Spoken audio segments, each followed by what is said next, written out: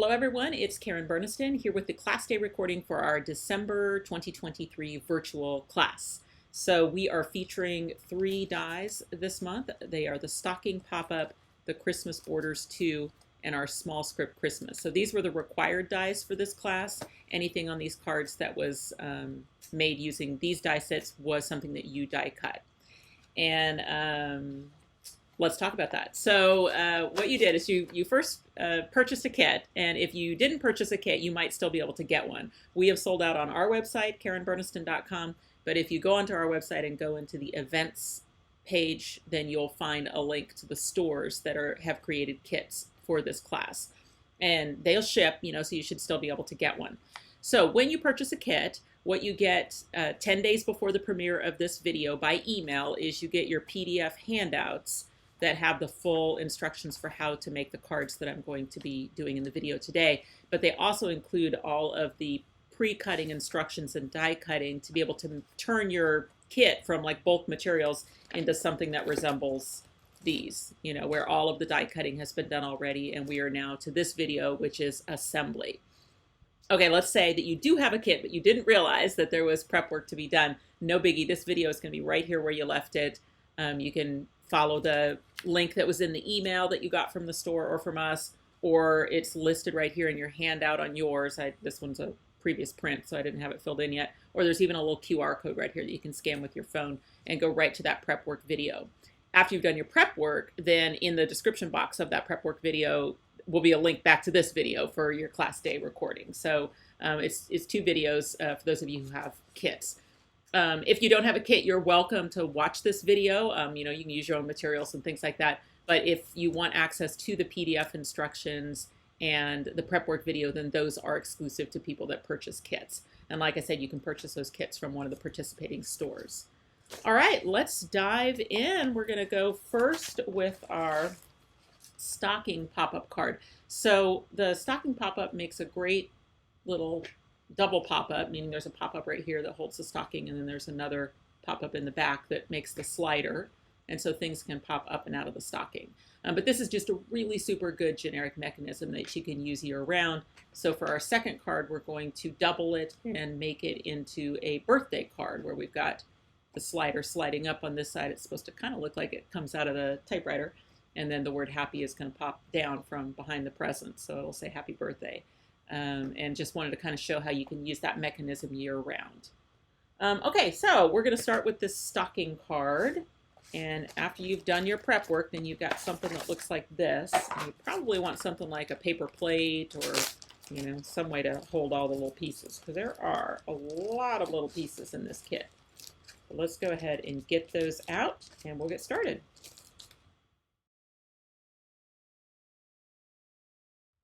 Okay, so starting here with our kit for card 1. So this card is going to be a 5x6 side fold card. You do choose your card size with our die sets, and depending on the die, some of them are, can get down into some pretty small cards, and the stocking is one of those. It's actually slimline friendly. You can get that into a 3.5-inch width card and all the way down to about a 3.5 or 4-inch tall. So you can do like little tiny note cards and still have that pop up in them, and then of course you can go bigger. And what I thought would be fun for our interior of our card would be to make this zigzag border using our candy cane border, but not as candy canes, So I'm always about trying to repurpose dies when I can and get different looks for them. So what I had you do during prep work is I had you cut the candy cane base, where normally if you were making it into candy canes, which we will be doing for the front of the card, then you would cut maybe I guess I can go either way, but you would cut like maybe the base out of white, and then you'd cut your overlay piece, which is a separate die in that set. Hang on, it's stuck in my snowflakes here. And you would glue the overlay over the top of the base, and then you'd have your candy canes, and that's what we will do when we get to the front of the card. Okay, but then I thought it would be fun to take the solid candy cane base, cut it out of red, and we had you cut it 6 times. Okay, these snowflakes are going to grab every single thing because I have adhesive on the back. Okay, so I had to cut that 6 times. Do I have 6 here? I do. All right, and we're going to use this to make this zigzag border. All right, so if you have your handout, you'll see a little visual right here of how to cut two of them. So the first two we're going to cut are the ones that are going to go on the side here, because those ones we're going to use the full length of those candy cane borders, but we're actually not trying to see the little hooks on them. We don't have to cut all the hooks off because most of them will get covered by the paper. It's just the ones at the end that will stick out if we don't trim them off, okay? So your first step, and those of you who are crafting along with me, just do it with me, is on two of them, we're just going to cut the hook off of the two outer candy canes on two, but only two of those candy cane borders. Okay, so I'm just taking my scissors, I'm just cutting off the hook of the two outer candy canes. All right, and then these two are going to glue to the card. And what you can do is you can center them top to bottom and glue them down so that they basically nearly touch the outside edge. So you can see here on my original, I left just an ever so small amount of the putty color showing at the edge of that border. Okay, now I like glue for this. If you're like me, I love a good glue. This is LINECO. Let me show you this glue. Okay, that's my favorite. LINECO neutral pH adhesive. It's just, it dries clear kind of PVA glue, and it has just been wonderful with the pop-ups. It just lasts. It dries clear, which is really helpful for me. And I just can't say enough about that glue. Now, we do sell that little 4-ounce bottle on our website, but there's many places that you can pick up LINECO glue. What I like to do is I like to use my fine tip bottle to dispense it. So these come empty. You would purchase this on our website, or you can purchase it through a participating store. And they come empty, and then I put the LINECO glue in it. And then to keep that glue flowing, I just have a little damp paper towel in a jar. Okay, so that's the best way to keep that glue flowing in between crafting sessions, so that you don't always have to recap it. Okay, so I'm just going by eye here, and this is why I like glue, because I can kind of slide things around a little bit. And what I'm looking to do is, there we go, just glue those down so that I'm pretty much, like I said, I didn't measure it, but I have a similar amount of the cardstock showing above and below, and then I just got real close to the edge, left a little bit showing. The paper's gonna end up going over the top, these pieces of paper here. I wonder if I have to try to line these up. I don't think I do, because I don't think I can. Oh yeah, I found it. Anyway, when we go to glue these on, they will end up covering up, the hooks of the candy canes, which is why you didn't have to trim them all off. Okay, so all right, then the other one where we've trimmed the hook off of either end, that's going to go on the other side. So yes, with this glue bottle, it does come with a, oh, I don't know where my lid is, because I rarely ever recap it. Usually my lid's sitting right here on my desk, but I don't know where it is. Anyway, it comes with a needle cap lid that you can use to, to plunge it out if you ever do get them a little clogged up, or you can take them to the sink and take them apart. And there's a little video on our website for how to kind of maintain those. Option. All right, so I'm doing the other full run of candy canes with the final two hooks trimmed off on the other side. So right now there's really no difference. Okay, and just kind of come close to the edge. All right. Now, let me give you the little pep talk right now. You are in control. This is on YouTube, okay? So if you're watching it on the Premiere, then I'm in the chat box for questions and things. But if you're trying to craft along with me, I think it's more important that you just do your project at your own pace. So you can pause this at any time to get caught up. You're completely in control of this video, and it's going to be right where you need it to go back and watch it any time. Okay, so don't get frustrated if I go a little fast. It's always like a balance on these pre-recorded videos, because I don't have you here saying, oh, you're going too fast, slow down, whatever. So it's not live. And so I always have to balance the people that you know, maybe you're re-watching it because you want to make these projects again, and then I don't want to constantly be pausing and stuff. So I'm just going to carry on at my pace, and if my pace is too much for you, then you can definitely pause me. Okay, now we've done step one. We've done step one of our instructions. Step two says for 2 of the red candy cane border bases, trim 2 canes from the left side and 1 cane from the right side. In that case, it means the entire cane, the entire candy cane. All right. So for 2, any 2, they're all the same. We're trimming 2 candy canes off of the left-hand side, so it's right here between these 2, okay, and 1 candy cane from the right. All right, and you do not need those individual candy canes that you trimmed off either. So let me do that again. 2 from the left, okay, 1 from the right. Okay. All right, so then you'll end up with basically a heart on the right, and your hearts are on the right. If you think about those as being hearts. Okay, so those are going to be the upper left and lower right. Let me make sure I do this right. Runs, okay?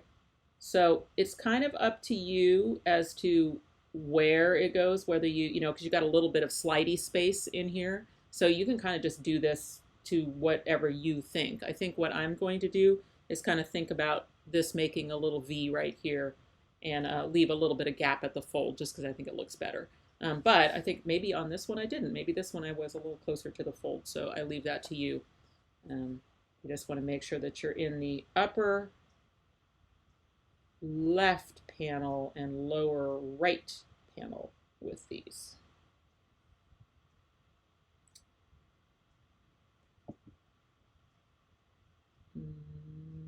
Yes, and you know, obviously the candy cane hooks are towards the inside, and then just still get kind of close to the top edge or the bottom edge with those outside pieces.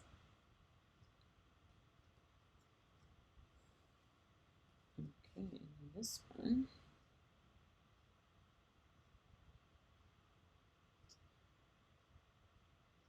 So this is our last virtual class of 2023. We pretty much, I think we did 4 this year. So we do them once a quarter on the virtual classes where they're on YouTube, completely on YouTube. And then the other months, so the other 8 months of the year, my classes are on Zoom. And the Zoom program is entirely through the stores. So again, you'll find it on on that events page. You'll find out information about any classes that are upcoming and how you can get in on them. The Zoom classes are fun. You know, with that, in that case, you can tell me to slow down because it's live. And they're always usually, I say always, they're not always, because sometimes we have to move them because of holidays or, you know, because of a release that isn't quite ready or whatever. But normally they're the first Saturday of the month. When we don't have a virtual class, so there won't be one in December, but we'll have one in January. Okay, so then step 3 here, for our final 2 red candy cane borders, we're going to trim 2 canes from the right side and 1 cane from the left side. Okay, so opposite to what we just did for those 2. So in this case, the 2 come off the right side, okay, and the 1 comes off the left side. All right. And at worst, if you cut one of these wrong or whatever, you just patch it right back together again. You say, oh, whoopsie, I cut the wrong one. You know, it's not like you couldn't, because I keep grabbing the wrong one. Anyway, there's one that goes right here. You know, you could just glue it back in place again on your project. So no worries. No worries.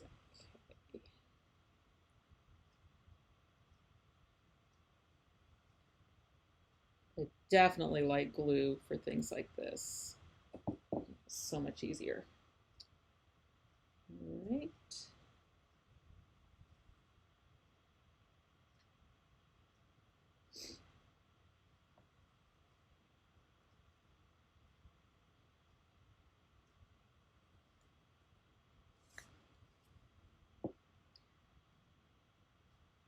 In our Zoom class for October, our 3 required dies were all Halloween dies, and including some Halloween borders. And the second card that we did was I challenged myself to make a fall themed card using those Halloween dies. And so those of you who took that class can attest to the fact that like we use skull borders as scalloped borders, and I mean we just did all sorts of things. So you know, look at these border sets sometimes just for their shapes, and you might find some interesting things you can do with them beyond how they were, you know, whatever they were designed for. All right, there's our background now to our card. Like I say, there's really no up or down at this point, so you can kind of choose your favorite. It's just kind of an interesting look that's different than doing candy canes. All right, and then the pattern papers that we're using this month, I had just lined those up. Oh, yeah, they're there. Are these Simple Stories. I just love their papers. And so if you wanted to match mine, I did the candy cane side up, but you know, you are certainly in charge. If you want it to be a little less busy, you could do the red side up. They're both pretty, whichever side you want. Okay. But anyway, you pre-cut those pieces during prep work, and now it's time to glue them on. Now you could use a tape runner or something if you wanted to on these big pieces where you got lots of surface area. You know, it's no biggie. So I would worry less about the fold, the interior fold.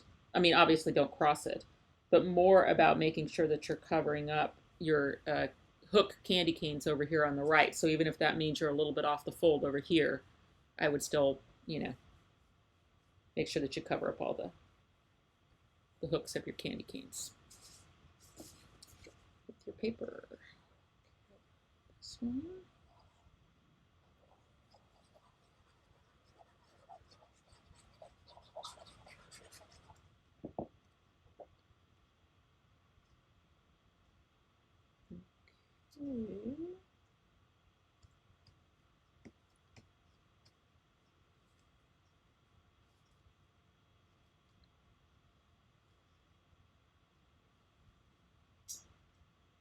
Okay, and then all those little trimmed candy canes, up to you. They're not used on the card, but if you want them for something, of course, it's your project. Okay, so in the corners, because I wasn't sure how well, you know, whether there'd be a little hook showing here or there or anything like that, and I just thought, well, we can cover up all sorts of things with holly leaves. So these holly leaves come included in the stocking pop-up. So that stocking set comes with a lot of pieces.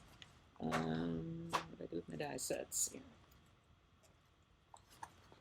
I don't remember how many are 16 pieces in that die set.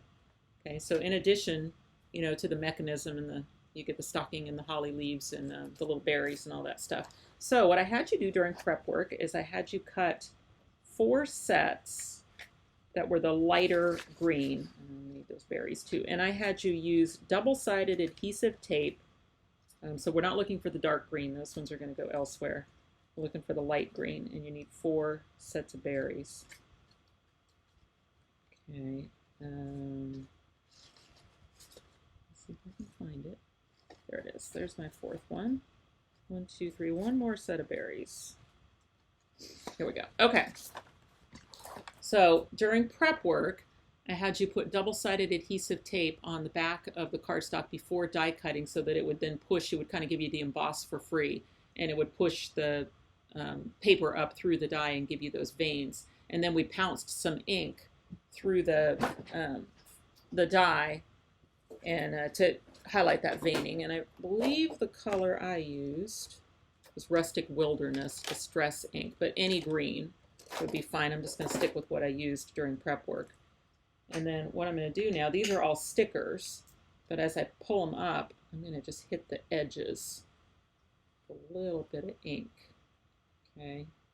And then I can, you know, it's kind of up to you which way you think. They're mirror image leaves, right? So they have just a little curve to them. So you can kind of decide whether you think they should curve inward or curve outward on the corners. I'm going to have them curve inward. I'm just going to put a set in each corner and cover the stems with one of those little triple berries. Let me get that real close so you can see. You can kind of see that there's like a little curve to them. So, you know, it would look, you know, just as nice, and maybe it makes more sense to you to have them curve outward, that is just crafter's choice, which way you think they look best. You know, it doesn't even have to be consistent. Okay, I'm going to go back to curving inward.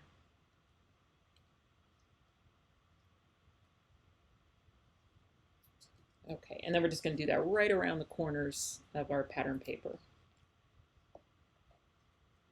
So as far as tape goes, I kind of mentioned it during the prep work, but I know we have some people watching the video that aren't, you know, kit holders, so they didn't watch the prep work video. My favorite is the Sukwang, the Score Tape brand. You know, I usually buy it in these big rolls because I use it so much. And just because the backing sheet on it is thick enough to where when you die cut, it doesn't usually go all the way through the backing sheet, and then they become stickers that are real easy to lift out versus punching all the way through your backing sheet, and then, you know, they still work, they're still stickers, but now you've got individual leaves, you know, that you got to go find and peel the liner off. So I do like that brand for that, and it doesn't have to be a giant roll. It comes in oh, I'm working on two different corners here. Yeah. It comes in all sorts of sizes. But yeah, I do that all the time.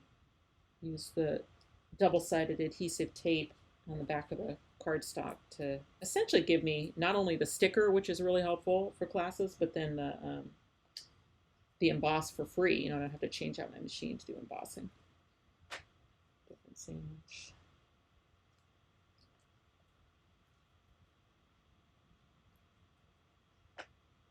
And things like this, you know, what we try to do is include decorator die. Every one of our pop-up dies includes, other than the mini pops, that's the only one that doesn't, but include decorator pieces included with the pop-up mechanism. And that way, you know, if you can only get one pop-up die, at least you've got everything in there to be able to make a lovely card, right?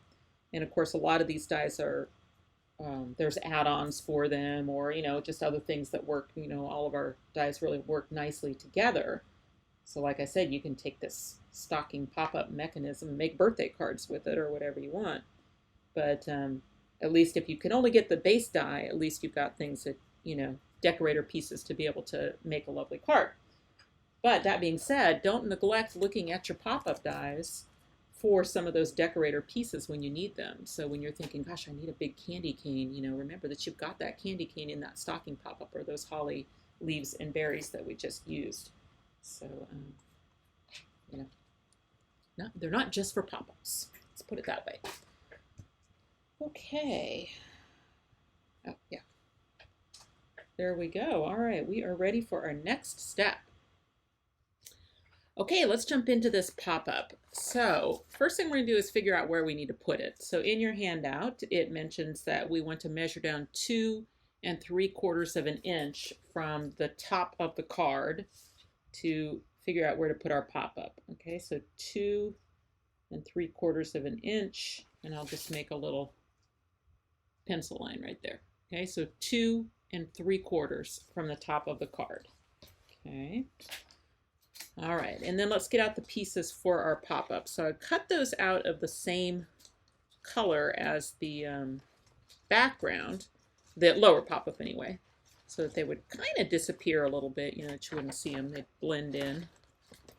And the lower pop-up is made of this piece and the slider, okay? Now on mine, I'm going to go ahead and draw in where the score lines are with my pencil. You do not have to do that, although you could erase it later if you needed to. Let me see. Yep, there's the diagonal one. And there's one. It's going to be a little bit harder to see because we're working with pattern paper here, but okay. So see, you've got horizontal folds, and you've got folds next to these two tabs, and you've got this diagonal. Okay, so that's your lower pop-up. All right, and then while you're in the business, if you are marking, and if you're not marking, basically, I'm going to just kind of give myself a little line in the approximate center of that long tab, okay? Because that's what I'm going to line up with that mark on my card once I've worked the folds. Okay, so for the folds on this one, I'm going to fold the top 2 to the back, mountain folds, and the diagonal one to the back. So we've got mountain, mountain, mountain. And then these two down here are going to be valley folds, which means I fold towards myself. Okay, so in the side view, you basically got kind of a backwards Z with that. Okay, so that's your the lower pop-up platform for the stocking pop-up. Okay, easy enough. All right, so then now I'm going to flatten that all back out again.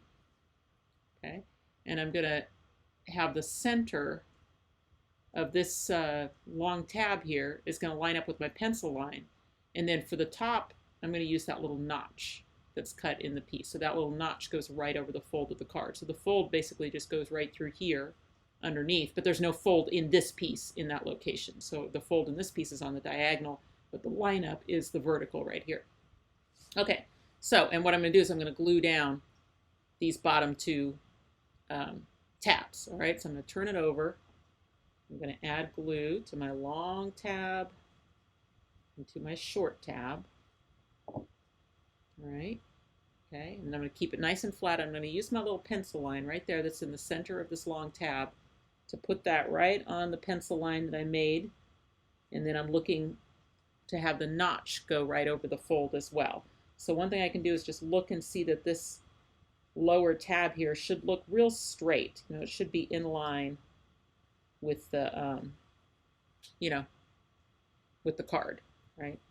And so you've got a couple things to look at. You can look at the, you know, notch being right over the fold, this little line being next to my pencil line right there, this being right over the fold, okay? So when this comes up, we're not ready to do it yet, but when this starts to come up, you'll see there is no fold in line with the fold here. It's on the diagonal. See how it folds this way, all right?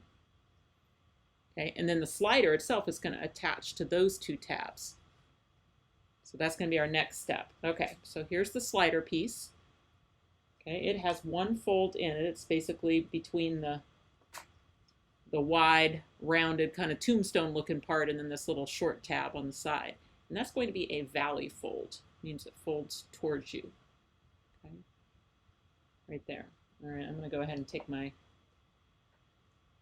pencil line off so I don't see it. Okay, I'm not as worried about these pencil lines. They're going to be all up underneath the pop-up.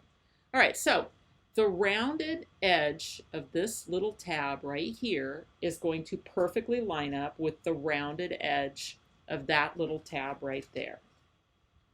See that little tab right there? That's meant to hold that small tab of the slider just perfectly, and then this tab holds the wide part. Okay, and we just want to make sure that that's straight. So what I'm going to do is I'm going to add some adhesive all over this little tab and this wide tab. Okay, probably would be better not to do that on my card, but okay. All right, and then I'm going to set this down into that glue so that the rounded portion of the small tab lines up with the rounded portion of the tab underneath, and then I'm just looking at this bottom line right here. Let's see, I'm going to put some contrast into it. Throw a Post-it note underneath that. You can see what I'm seeing. You'll see the edge of this upper slider should be straight. Okay, so this is lined up with that little tab. This is straight. It's actually attached here to the tab underneath. You see right there. That's attached right there. And on this side, it's that little rounded section is coming off, but attached to that under tab. So this bottom edge of the slider, see, it's not pinned down. The only adhesive is on the two tabs that were part of this lower platform, okay? So now when we start to close it, it's going to try and raise that tombstone up, but we want that tombstone to stay more parallel to the card. So see if we kind of bend it back so that it's running the same way as the card, like this. Even maybe holding it while we close the card so that it doesn't try to flip over. We want it to just stay in line with the card like this, okay? And then it'll close down and you can give it a good press. So there's that slider mechanism. See, it just lifts the item up and down as the card opens and closes. Okay. And that's all there is to that back mechanism of the the stocking pop-up. So it's just that simple little slider. And then what's going to go up and over the top is going to be our upper platform. Okay, so that one we cut out of the red. I mentioned during prep work that you could fold it in the middle to fit it into your baggie if you wanted to, or if you still have it straight like this, there is a fold in the middle. Okay, and then there are 2 folds on either end that both fold away from you. Okay, so it's basically going to be, as you look at it, mountain, mountain, valley, mountain, mountain. And there is no difference. There's no up or down. In other words, it's the same both ways. Okay? There's no up or down to it. All right? And then where this is going to go is it's going to attach, see that little divot right there? That tab is going to attach on this side of the card, and you just butt it right up to the lower pop-up. Okay, and then this one's going to attach over in this side, and we'll do that in the flat position. So that's how it's going to go. Now, it may be better to just go ahead and decorate it first, since we can still flatten it out. So let's go ahead. I mean, at least putting the paper on. Get the paper on, and we can do the rest of the decorations after it's already put together. Okay, so you are looking for 2 small stitched rectangles that are cut out of that red pattern paper, and then 2 of the large stitched rectangles cut out of that same paper. All right, I don't know that there's an up or down to that, but you know, decide what you think is up or down. And then we're going to glue those to the panels of our pop-up. And then we'll leave a little, you know, shadow around the outside.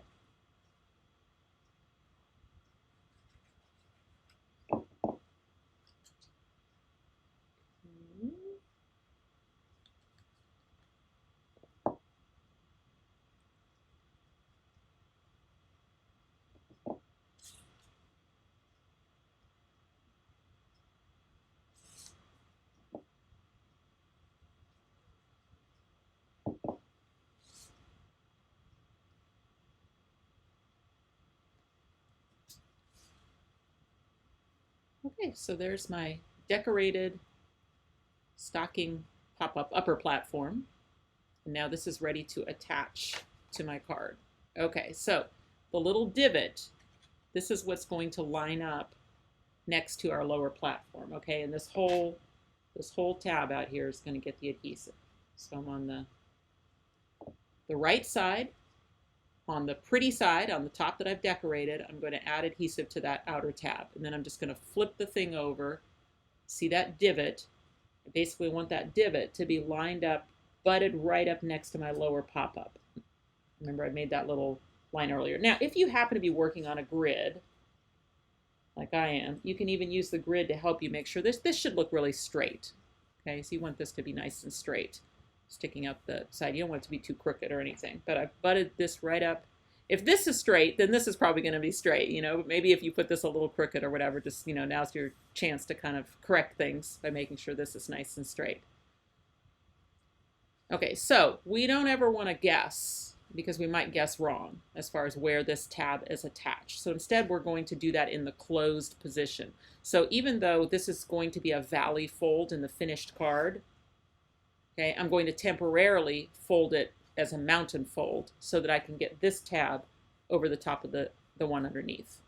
Okay, so what I did is I just took this, folded it in half. Now this tab is right over the top of the other one. I can add my adhesive all over that tab. Okay, just going to keep this nice and flat, and I'm going to close the card. So it's going to engage the slider. The slider is going to come down, but it will not hit that tab, so it'll be fine. And then I'm going to pick up that tab in exactly the right position on the other side of the card. Okay, and give that glue a second to set up. You may even want to go in as you open it and just hold that tab down while you open it. Just make sure it doesn't fly off of there. Okay, so now what you have this tented pop-up, and all you have to do is reverse that fold in the middle so that it folds down like a mount or a valley fold, and then it will give a good press in the closed position, and there you go. That's how it works. Okay. Now, in the course of, mine's working really, really nicely, but in the course of you know, you've taught it that mountain fold and then you had to reverse it, right? When it gets a little bit more weight on it, it's going to want to stay down in that valley position. So if you are finding that as you're opening it, it is trying to pop up like this and come out of the card, just, you know, tell it that you're the boss of the secret sauce, and then it'll learn that that's the way it's supposed to fold down, especially after you've added a little bit more adhesive. Now, one thing I'm seeing is my tab over here is kind of coming up. I don't like that, so I'm going to get that glued back down again. Okay, because it will work the best if that whole tab is glued down. And you can even do this, fold, you know, so you can give it a good squish in that position too. Okay. Wonderful. Okay, well that's the pop-up. You can see how generic that is too. You know, you could really put anything on this and anything on the slider and have it pop up. So it's a super generic pop-up. All right, well, let's just get to decorating then here on the inside of the card. So let's start by making our stocking. So you're looking for the big stocking. Okay, that will cut out of the green with the polka dots on it, and then you're looking for a toe protector, a heel protector, and a cuff that are all white that will fit that stocking. So all those pieces come included in that set. Okay, the cuff will fit the top just perfectly. And then the bigger one of the two, you know, this is the toe protector. You'll see that it'll fit right on there. Or a reinforcer. I don't know if it's a protector or a reinforcer. I think I called it maybe a reinforcer in the handout. I'm not sure. I don't remember. And then the heel. And those are, of course, optional. You know, your stockings don't always have to have those pieces put on them, but you know, add a little decor. And then we're going to add a little holly and berry in this corner, and that we're going to use the darker ones that we cut and used a white gel pen to do the veining on. Okay, so put this like this, and then we need a little set of berries to go over that.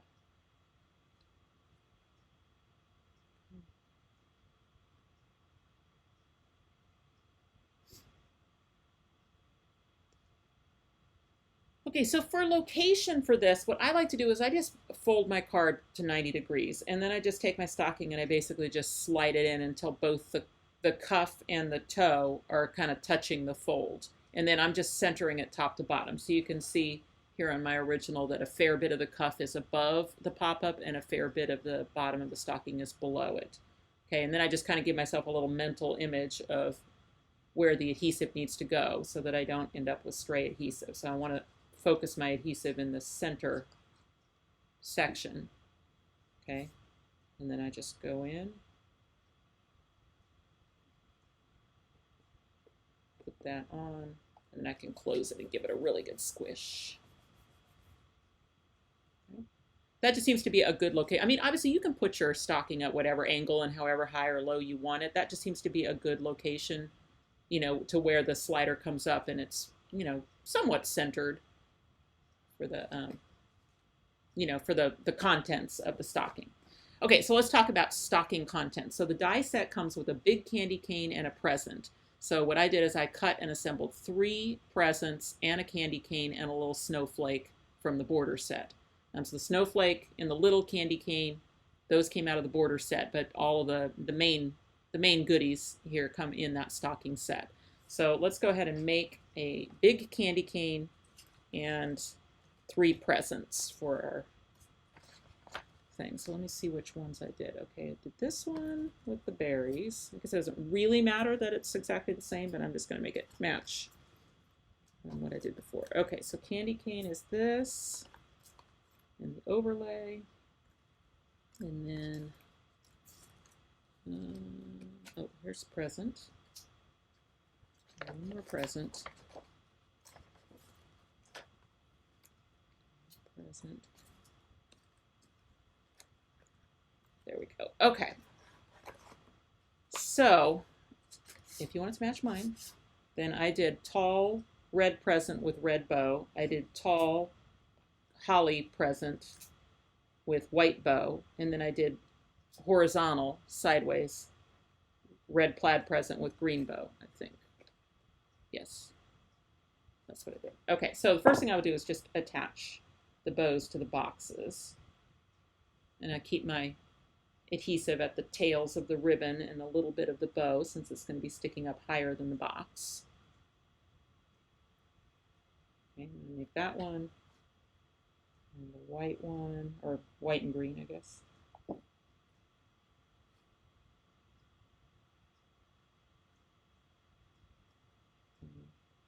This one. Oh, this one's going to stick around it. I guess it wouldn't matter, but sometimes it's hard to get it to stick over those slick stickers that came on the cardstock.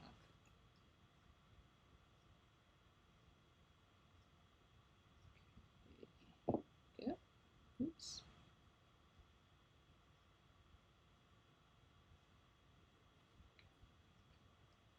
Okay, there's my 3 presents, and then for the candy cane, it's just the overlay over the base.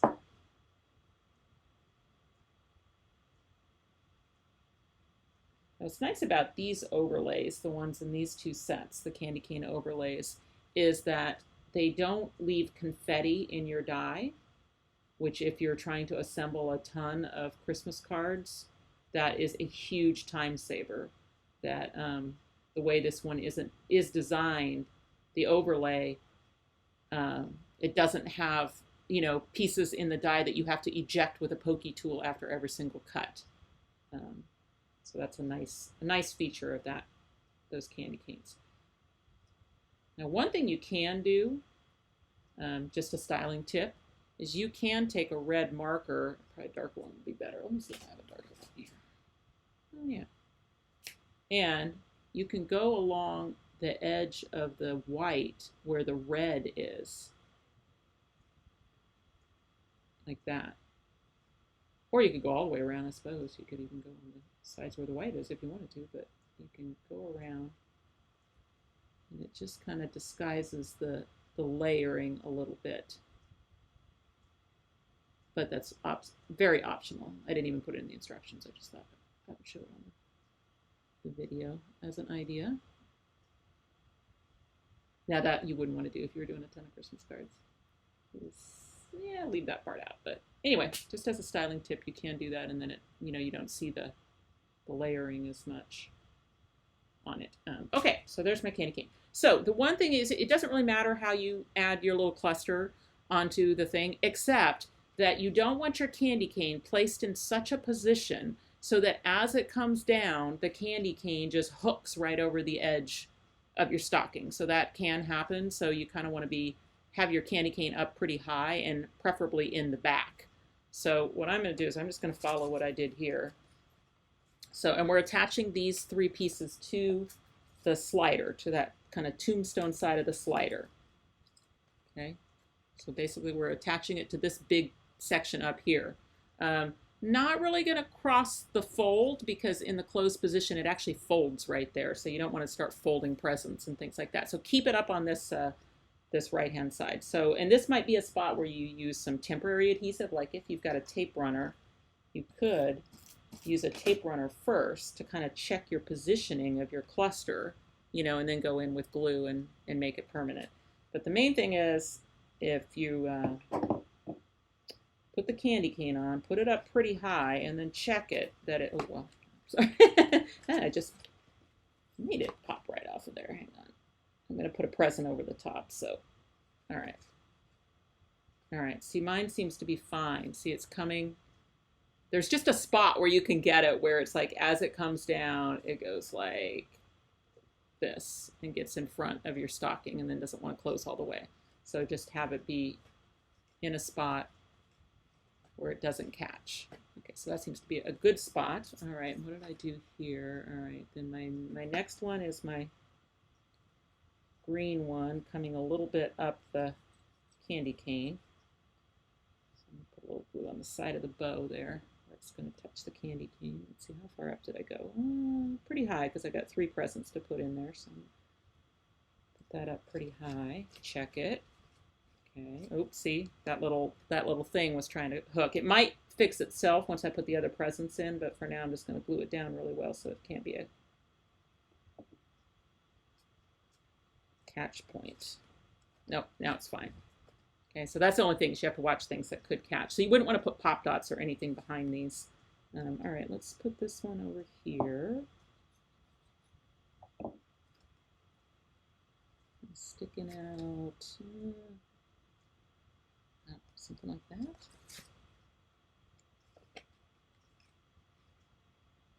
Make sure that it comes down. Yeah, it's fine. I mean, it's possible for you to have it be at such an angle, so diagonal, that when it comes down, it doesn't have any room next to the fold, but this one's fine. Okay, and then my final one is going to overlap those 3 kind of down there.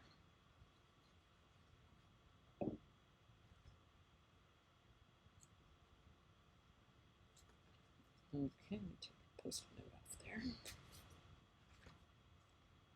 Okay, so there's my 3 presents in my stocking, my candy cane. It is operating wonderfully. It is not creating any catch points. So then the last little thing I did for my cluster is I put a little snowflake there. And then this is something you can do. You can put a really small item on this edge of the pop-up that maybe, usually if your person opens the card, they probably stop about here. They don't probably go like super high. But if they do go super high, then you can see just a little edge of the pop-up sticking out from behind. And so if you want to disguise that, you can use something like a little snowflake or a little piece of holly, but it has to be a very small item, because where that item has to go is it has to flip over in the closed position and hide back in there. You don't have a lot of room. So it just wouldn't work if you put a really tall item on that. It just has to be something really small. So for us, we cut this little small snowflakes that come out of the border set that we used. And what I can do, since those are stickers, that's easy for this one. I can just stick it in there, Okay, but for the one that I want to stick up a little bit, I either have to powder the back. I don't want stray adhesive where it's sticking up. So your 2 choices are, this is what I'm going to do, I think. You can either powder it with a little powder to take away the sticky of the area that isn't touching the pop-up, or you can put 2 back to back, which is what I think I'm going to do. Okay, so I'm actually going to, on that edge right there, probably about where that notch is, I kind of don't want to see that notch. I'm going to put one behind it. Let's see, like with about 3 little spokes of your snowflake sticking up. Okay, and then I'm going to put another one over the top on the front side, lined up with the one behind, so it will take away the sticky.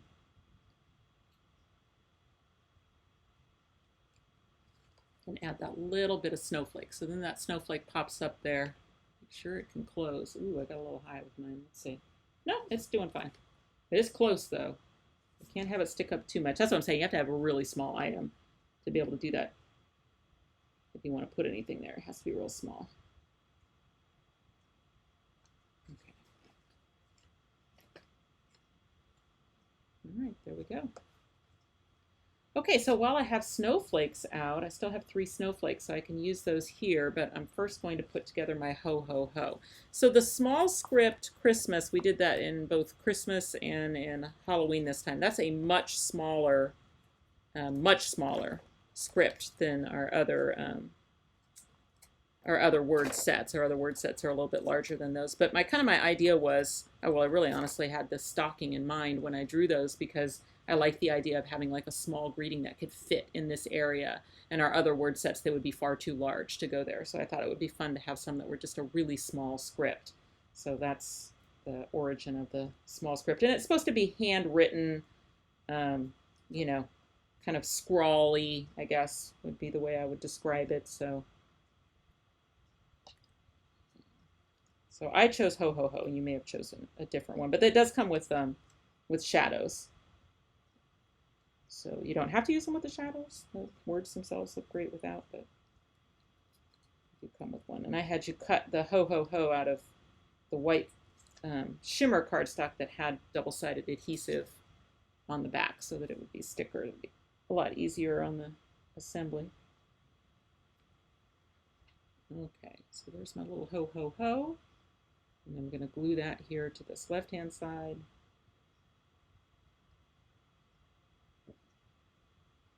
And of course, that's also a good spot if you're a stamper. You know, you probably have some greeting stamps that might fit that side really nicely as well. So, you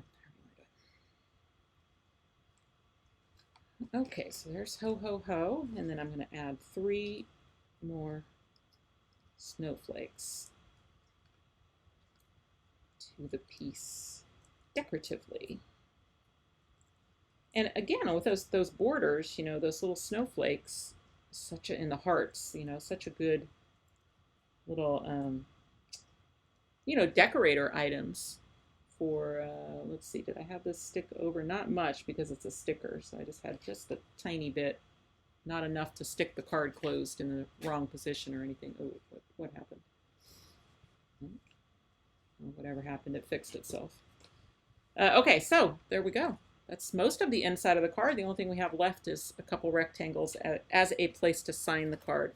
So I had you cut a red stitched one using the set, and then I had you cut a piece of the shimmer white in a size that would fit on there. So that shimmer, that's not every pen is going to work on that. So you're going to use a permanent pen or maybe a ballpoint pen, or you could, I guess, substitute out for a flat white from your scrap bin or something.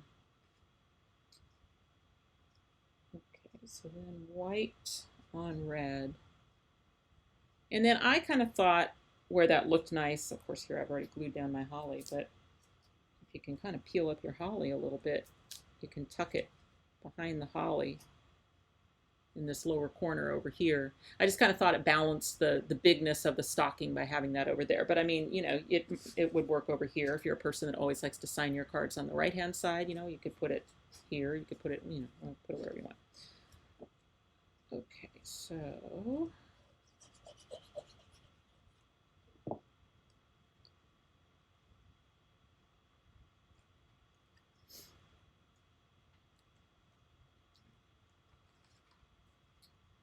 okay, there we go.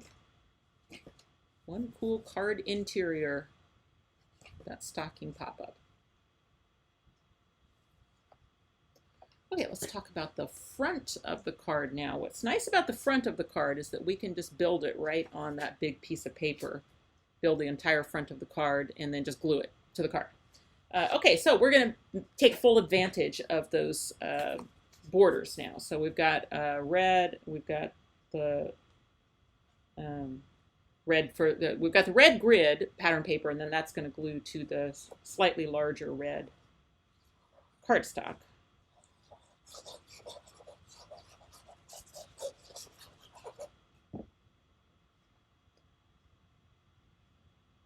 I am a huge fan of pattern paper. I use it pretty much in all of my cards. But it's really nice when it can do some of the work for you of filling in some areas and things like that. So, okay, let's talk about these stockings. So these borders are all 5.5 inches long, but we're only going to need them long enough to go across the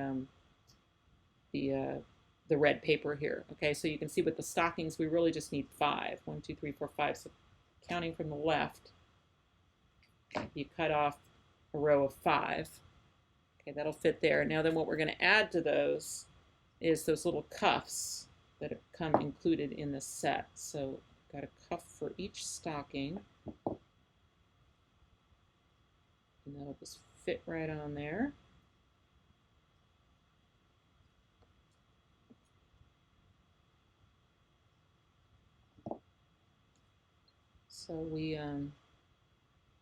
So we do decorator dies as well. So we are those of you new to our brand, let me tell you some stuff about us while I'm putting these stocking cuffs on. So I've been designing dies for many, many years, and I used to be a licensed designer working for Sizzix for 5 years and Elizabeth Craft Designs for 3 years. And then when that contract ended, I kind of was ready to go out on my own a little bit, but I didn't want to do it all by myself. I didn't know if I knew how to do it all by myself. And then my good friend Tanya Kostanek, who owns Riley and Company, she was kind of looking for another opportunity about that time. So we just kind of went in cahoots with each other. And so our company is based in Topeka, Kansas. That's where Tanya is, the home office is, and that's where our product ships from. But I work remotely because I live in the Houston area of Texas. And I do all of the die designs. So I'm the one who draws all the dies and, you know, does all the education stuff with the design. The creative stuff parts of the business usually fall mostly under me. But, you know, Tanya also does a lot of online events and things like that for us, where she you know, makes some great projects, like amazing projects. So Tanya wears many. We wear many hats, but we have just kind of we're just a small little company, just doing dies. That's all we do is pretty much dies. About 40 new designs a year. So it's not, you know, I think we only have about 250 dies total. So we try not to discontinue them. We just pretty much bring out something new that'll give it a new look, and you know. So we like to think of them as timeless tools that you're going to be able to use over and over again. I went ahead and added cuffs to the other 3 that I cut off because I'm going to use 2 of them. I don't know what I'm going to do with the 3rd one. It's not going to go on this card, but maybe I'll use it sometime. So you can see here down in the bottom, I used 2 individual stockings. So I just need the 2 that are opposite each other for that. So I'm going to separate these into individual stockings, and the 2 I want for down here are those 2, and then that'll be for something else. Okay, so those snowflakes, I had you cut a second group of 6 so that we could use those on stockings and mittens as well. So what I did is there's 6 of them here, and I used 2 on my stockings. I put it on stocking number 1 and stocking number 4. Okay, and then I saved the other 4 to go on mittens. All right, and then for hearts, I had you cut them out of both the foil and just the red cardstock. So the ones I put on the stockings are just the red cardstock, not the foil. And I put those on stocking number 5 and stocking number 2 and both of the individual stockings.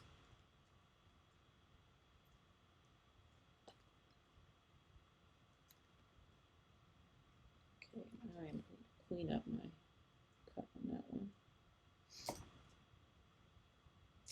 Okay, so then another one of the borders that's in that set are the mittens. Now those can be oriented, you know, with mittens facing up or kind of mittens in that heart sort of position. I'm going to do them in the heart position, you know, like this time. I only need 4, so I can cut off either the left or the right side. It doesn't matter. And then those ones are going to get snowflakes on them, each mitten. Love those little snowflakes. They look so good too out of the shimmer paper. It's really nice. So all the shimmer papers, everything we've got that's got some, you know, glitter or shimmer to it, that comes from the Paper Cut. They have just a ton of really wonderful specialty cardstocks, like those mirror cards and all that stuff. So we get it all from there. Okay, so next one down. I'm not gluing anything on yet. I'm just kind of making my pieces. So then there is the, you're familiar with this one because we use that all over the inside of the card cut out of red. And then it has that same overlay to it where it's like it doesn't have any, it doesn't leave any confetti out of your die, which is nice. We really only need 1, 2, 3, 4 clusters. Okay, so if that makes it a little easier, you can cut both the overlay and the thing.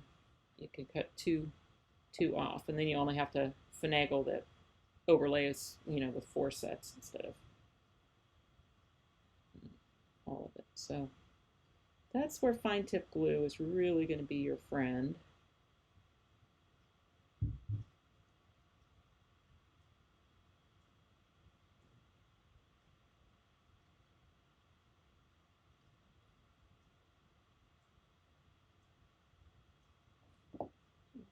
Okay.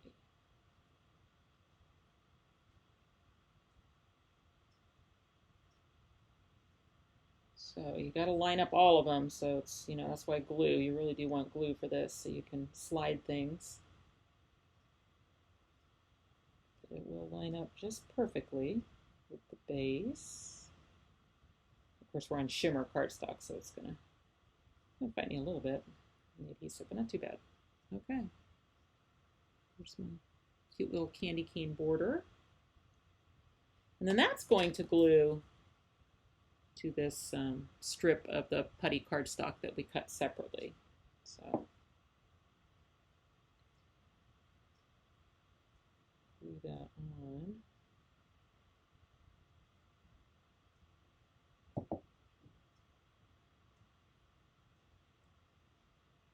Oops.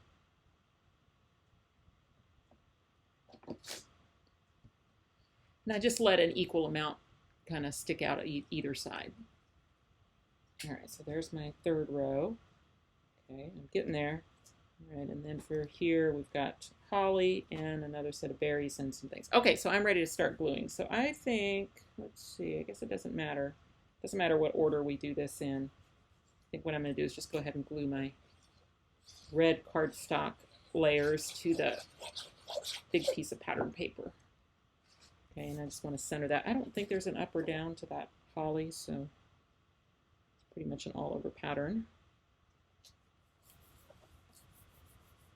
Okay, and then I'm just going to start making my rows. Now, can you change the order? Absolutely. Play around with it. You know, it's kind of supposed to look maybe like a Christmas sweater or something was my concept anyway on it. But, you know, mess around with the, how, like I said, you probably don't want stockings on stockings. You know, do it how you want. Do it how you want. Okay, so I'm going to start. Oh, so I got that sticker again. Get that off. We have been having pretty much unseasonably warm weather here in the Houston area. And, you know, it's a little hard, you know, to feel too holiday-ish when it's like, you know, you're wearing your shorts and your flip-flops still, but hopefully. I mean, one nice thing is, you know, we don't have to like shovel our driveways or anything like that, but it just doesn't get too cold here, except for when it does. Then it gets really cold. Okay, so I'm going to come down a little bit from the top there on those stockings. You know, kind of the spacing is really up to you as to how you do it. Just make sure you leave yourself room, you know, for your, maybe I'll go, oh, that's what I should do. I should do from the bottom and the top. Okay, so put those stockings on there.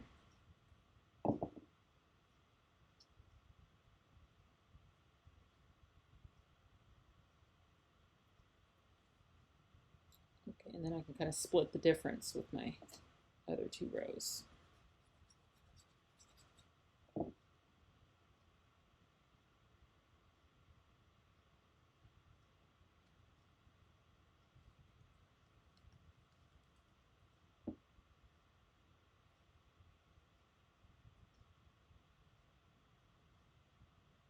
What's nice about those borders too, if you're a scrapbooker, so those are 5.5 inches wide, which is good for your card making, A2 cards and stuff like that. But they're also just repeatable. You know, in other words, just cut multiples and just keep going. You know, lining them up as you go, and that way you could go like all the way across a 12 by 12 scrapbook layout, or you know, however you want to do it. Okay, so we're gonna do holly berries. I mean holly with berries. The berries. You might have, your last set might be on the end of your hearts if you did the prep work video just like I did. Okay, and then as far as the mirror hearts, I put them, oh, I did this, oh, I did that differently. Okay, well, I'm going to do it this way then. I'll put one here. I didn't realize I did that. I kind of like the, this way though. Like that. Okay, so when I cut my border, I meant to start, like cut one from each end instead of two off of one end, but it doesn't really end the world because I can just do it like that. And that seems fine to me, so. Okay, now let's glue this to the front. And then this first card is done.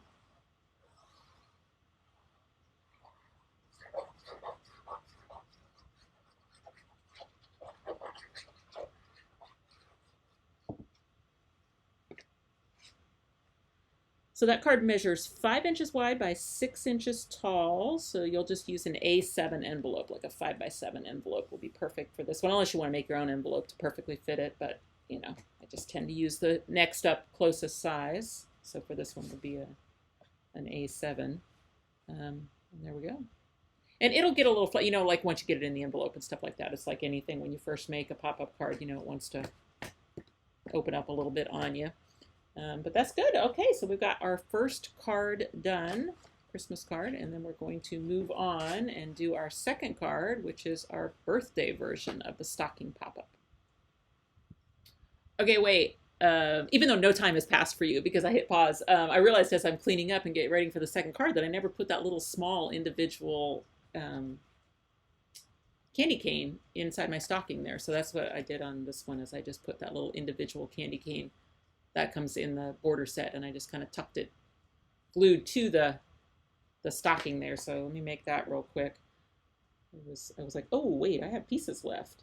And I so rarely have my face on these videos. Like you notice on the prep work video, I don't have my face on. And so I forgot that this was class day recording and that I'm supposed to be on, my face is supposed to be on some of the time. And so like right after I thought I was done with that card, I hit pause for a second and then I just like ran my fingers all through my hair. So I said, oh, wait a minute. I'm supposed to do some of this, which I rarely do. And it's not only just because then like I have to have makeup on and do my hair and all that kind of stuff, you know, which pardon the hair right now, but also because this back is like so rarely in any kind of condition that it should be on camera. Even today, it's really not in a good position to be on camera, but I just got you in the little subset. I don't have you on full, you know. So, okay, so let's see. Let's add some glue to the front bottom of that little individual candy cane. And then here, and I don't want to create a catch point, so I'm going to put it pretty far out, you know, sticking out this way and hope that nothing comes down and hits it. Okay, cool. All right, so you would hate to have a beautifully functioning card, you know, and then you accidentally put something on it and it creates a new catch point. Now, if, for instance, something that you had filled your stocking with or whatever was catching along an edge right here, say, for instance, something you had something on here and it was coming down, you can always put a little clear packing tape or just clear Scotch tape right over that edge right there on the inside.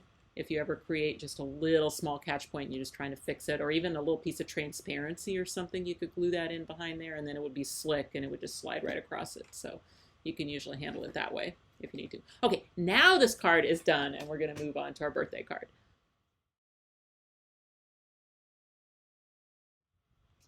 All right, jumping in on card number 2, which is still using the stocking pop-up mechanism, but without all the stocking and Christmas parts. And we're going to make this into a birthday card. Okay, so let me dig out everything for card number 2. Now, similar sizing, but a little bit less wide. So instead of a 5x6 on this one, I did 4 3/4 by 6. So you're still going to use that same A7 envelope, but I just thought, you know, why not make them a little bit different size? You can see they're not much different, but just a little bit. Okay, so the idea here was to use this fun Simple Stories paper that we felt kind of had a more masculine feel to it for when you need those masculine birthday cards. Maybe this could be used for that. Now, I don't know. Yeah, that way, if you care, you're going to find the two that line up. If that's something that's important to you, that the numbers go across, you know, the whole card, and then the single, the one that's, you know, cut singly. That would go on the front. And we are going to start with the inside. I always start with the insides of my pop-up cards. Okay, let's see if I can. This one has a little bit more resistance to it because it's got the double in it. So let me just trap it open there.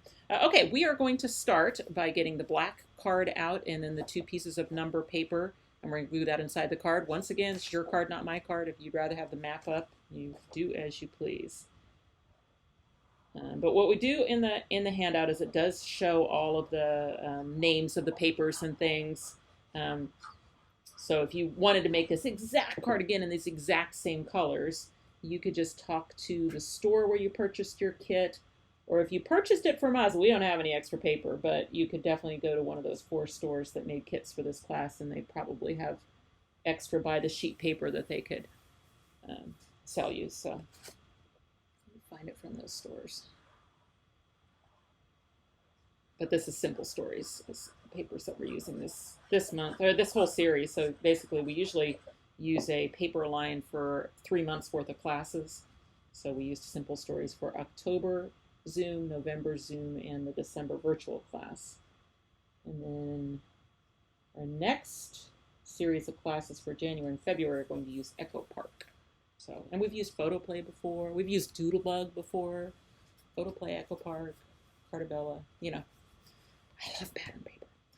Okay, so we are going to put that pattern paper in, and then I think I gave you the measurement. Let's see, hang on. Yes, okay, so we're going to put 2 mechanisms in this card. So I've given you the measurement so that we can get good spacing on them, and that measurement is 1.5 inches from the top edge and 1.5 inches from the bottom edge, okay? So get your ruler out and your pencil. We're going to measure 1.5 inches from the top edge and 1.5 inches from the bottom edge. And you're just going to make a mark on the fold. 1.5 inches from the top, 1.5 inches from the bottom.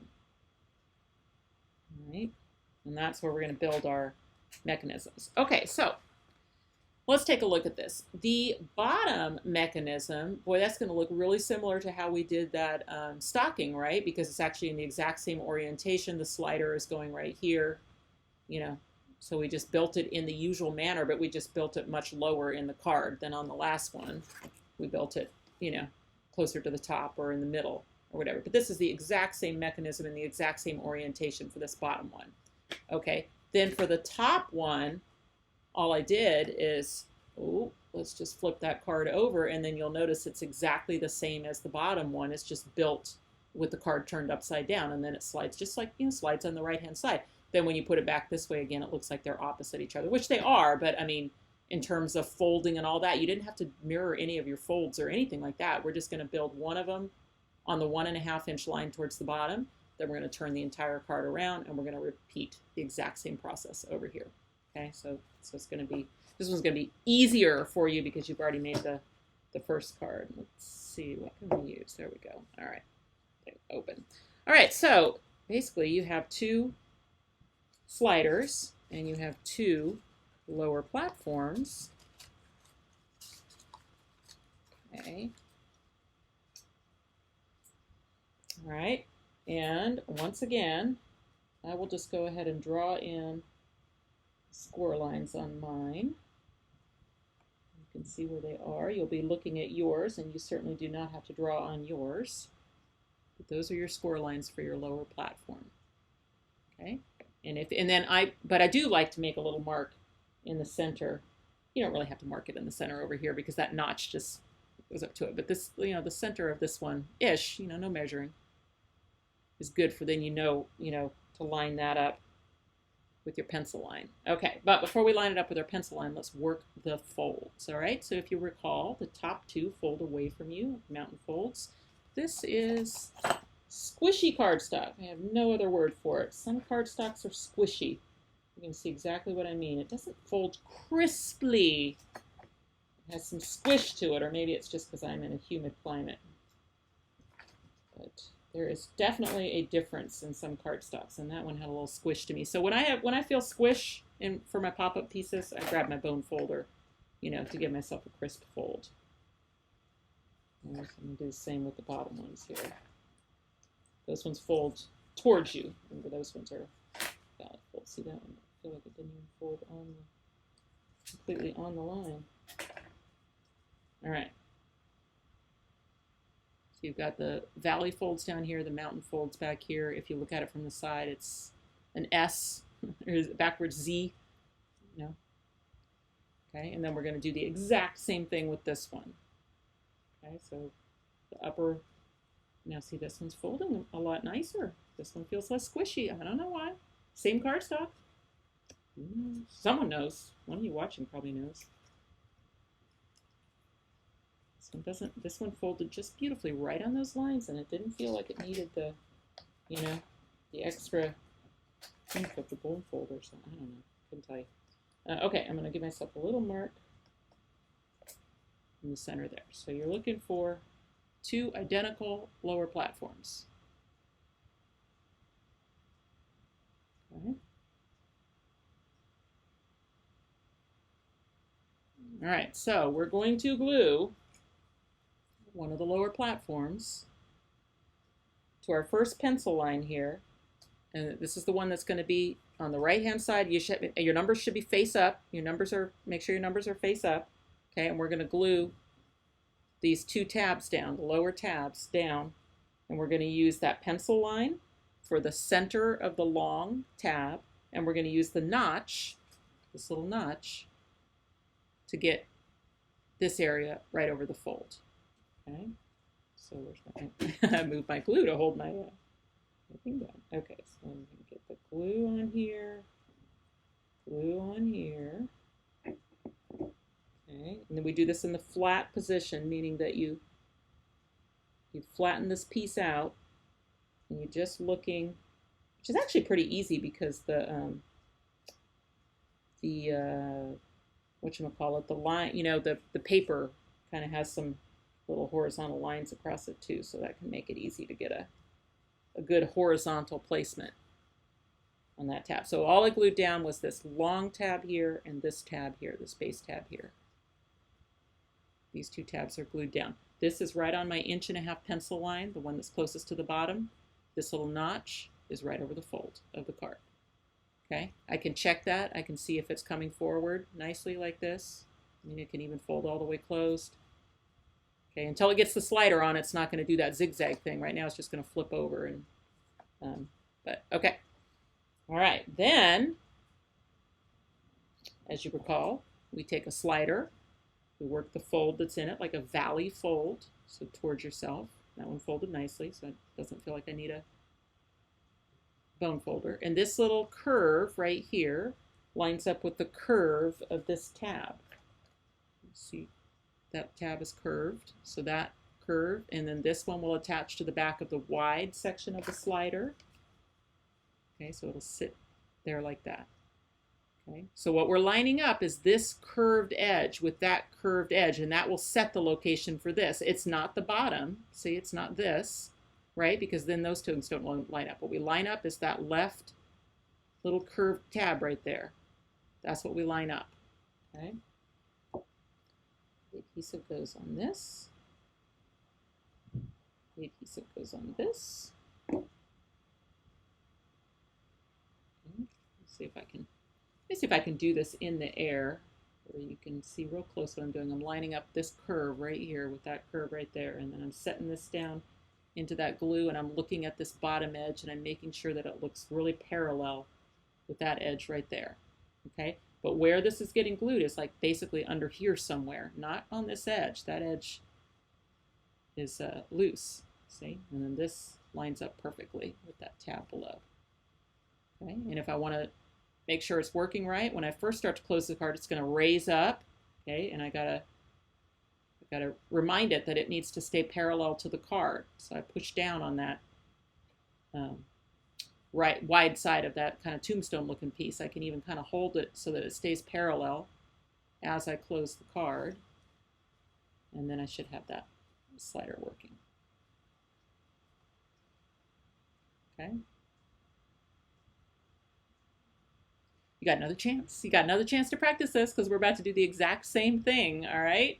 So, and remember, you're in control. This is on YouTube. You can pause this. You can slide right back and watch me do that again, okay? You can even change the speed to be half speed. You can do whatever you need to do to get this.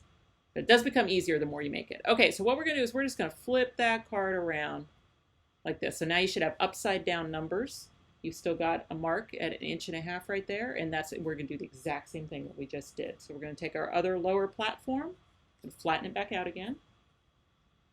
Okay, this lower long tab and this lower diagonal tab are going to get the adhesive on the back.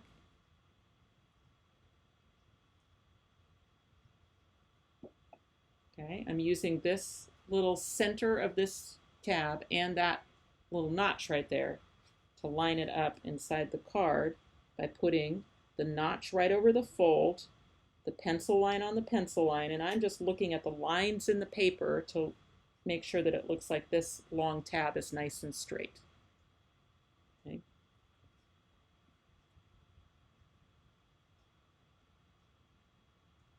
Just like that. And I do that in the flat position. This is nice and flat, even though it's got folds in it. It's actually attached in the flat position. Okay. Now, one nice thing, I'm going to give you another little pep talk. One nice thing about the stocking pop-up is all this lower business and stuff, it is eventually hidden underneath this upper pop-up, right? So if disaster happened, you didn't have it lined up, you lined up the diagonal on the fold or something terrible that you just couldn't get that slider working and you had to peel it off of there and it maybe tore your paper a little bit or left some glue marks, you'd cut another one, you'd come right back to this video again, you would do it again, and your upper pop-up's going to cover it, okay? So don't throw this away. If you struggled a little bit with that pop-up or whatever and you had to redo it, it's a forgiving pop-up because you got this big disguising thing that's going over the top. All right, okay, so with the tombstone piece, you got one, see, now it's squishy again. Okay, it is a valley fold though, valley fold like this. All right, if you recall, this little edge right here is going to line up with that curved edge right there, and that's your lineup point. And then the adhesive goes on both of those tabs. See, I did that pretty well in the air last time, so I'm going to do it again. So it's this corner that I'm doing to line up. I'm lining this corner, rounded corner, right with that rounded corner. Okay, and then I'm just setting the wide part down into that glue, and I'm looking at this edge and making sure that it looks parallel to this edge so that it just looks straight.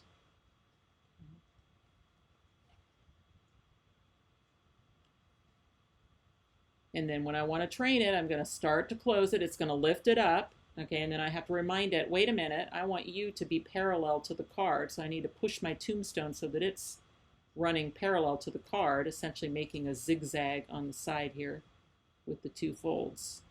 See?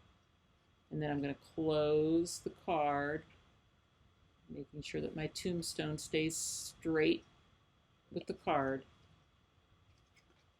And now I've got my two opposite sliders.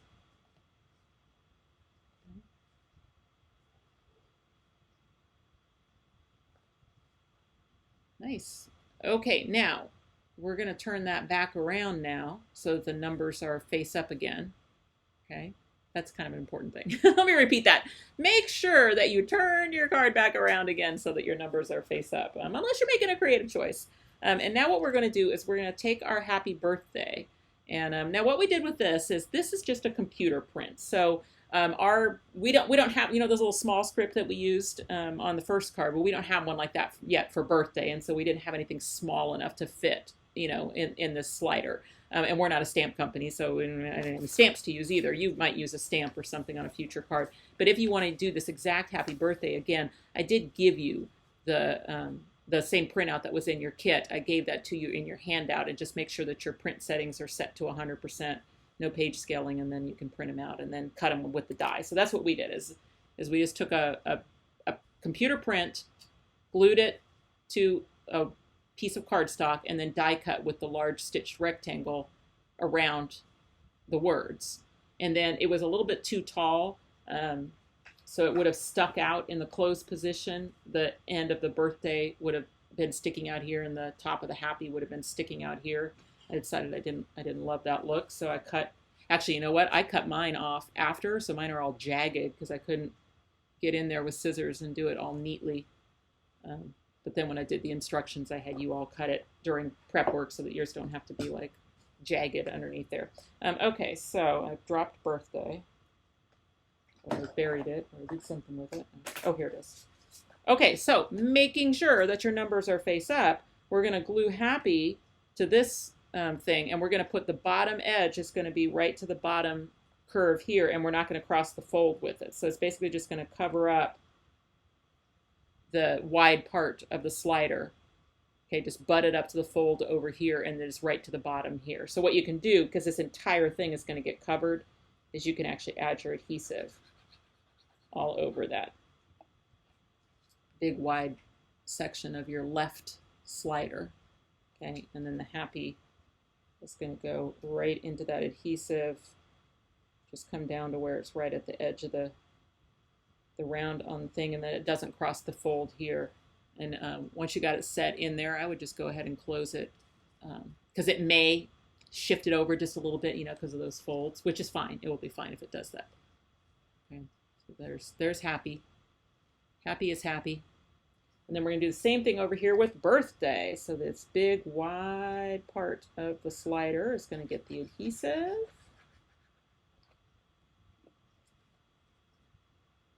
Like this. Birthday, I'm going to line it up with the top edge and then right into the, let's see, I'll just go over the top of that. If it's getting into your other mechanism, it won't be like that forever. It'll just be that like that until we get it put together. So do what you can. You know, I always say in this little corner here, do you have to slide it under? No, it can be on top. It's fine. All right. All right.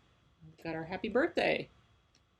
So imagine that with anything, right? So you could have any opposite, you know, greetings coming out of there, or little characters or whatever. I would just watch catch points. So this is like just a really good spot for a flat object of some kind, you know, something that you maybe stamped and colored. But if you do want to use a layered die cut, like let's say one of our little animals or something, I wish I had one right here where I could show that. Do I? I might. Hang on 1 second. Like, here's a few little animals. Okay, so let's say you wanted to put a cute little hedgehog or something that was popping up from there.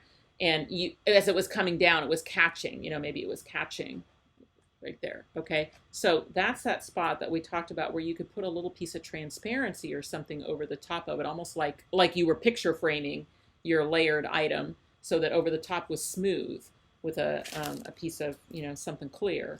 Then you could put layered items, but otherwise just plan on putting something that's flat, so either a stamped item, a computer printout, whatever. Okay, let's talk about our upper platforms then. These are both cut out of the gray cardstock. Once again, I think we're going to want to do some decorating before we add them to the card. All right, so let's find the folds. Ooh, it's feeling squishy again.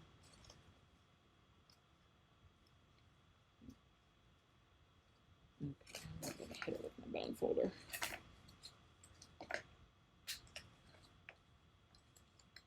Just depends on the cardstock. It depends on the cardstock, and sometimes it just even depends on which way you die cut it on the cardstock, you know, the grain of the paper or whatever.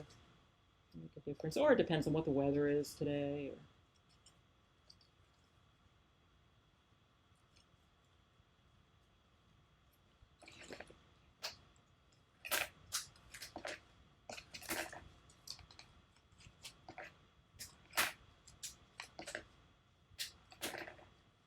Okay, since this pattern paper had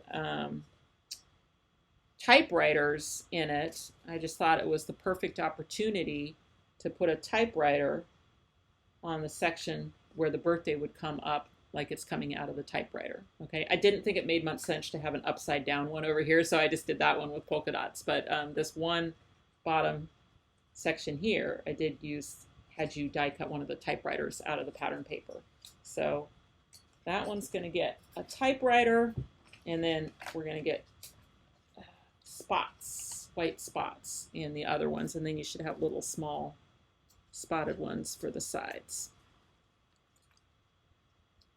Okay, here, 1, 2, 3, 4. Yep, got it all, got it all. Okay, so just start gluing those on then.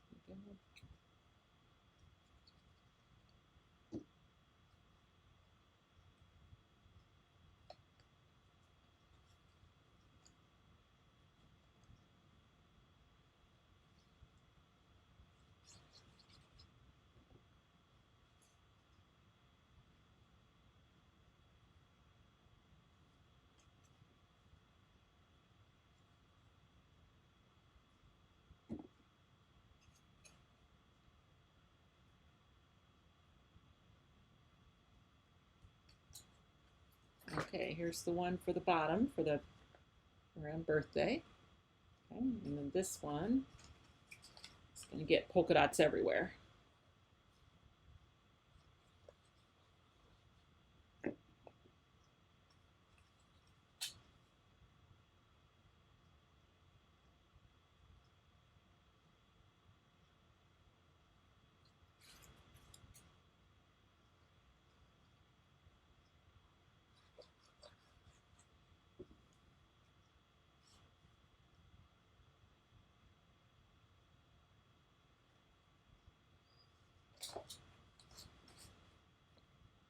There is an option with these classes that have required dies. If you already own the required dies, then you can buy just the paper and pre-cuts pack, and then that will come with the emailed instructions and the links to the prep work video and all that kind of stuff. So there is an option.